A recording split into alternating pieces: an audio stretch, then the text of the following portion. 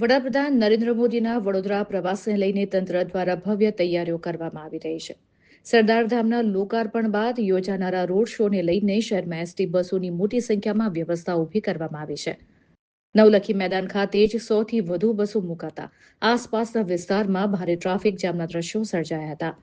મળતી માહિતી મુજબ સમગ્ર વડોદરા શહેરમાં 300થી વધુ બસોની ફાળવણી કરવામાં આવી રહી છે. સાથે ફૂડ પેકેટ સહિતની વ્યવસ્થાઓ પણ તંત્ર દ્વારા ગોઠવાઈ રહી છે. પરંતુ આ ભવ્ય આયોજન વચ્ચે સામાન્ય જનતા મુશ્કેલીમાં મુકાઈ રહી છે. એક તરફ પોલીસ તંત્ર ટ્રાફિક વ્યવસ્થાના દાવા કરી રહ્યું છે, ત્યારે બીજી તરફ ગ્રાઉન્ડ પર સ્થિતિ સંપૂર્ણ વિપરીત જોવા મળી રહી છે. ખાનગી સિક્યુરિટીનો માત્ર એક જ ગાર્ડ ટ્રાફિક નિયંત્રણ કરતો નજરે પડ્યો હતો, જેને કારણે વાહન ચાલકો લાંબા સમય સુધી જામમાં ફસાઈ ગયા હતા. ઉનાળાની આ કાળઝાળ ગરમી વચ્ચે શહેરનું તાપમાન 43 ડિગ્રીને પાર પહોંચ્યું છે અને ટ્રાફિકમાં ફસાયેલા લોકો તડકામાં હેરાન પરેશાન બન્યા હતા.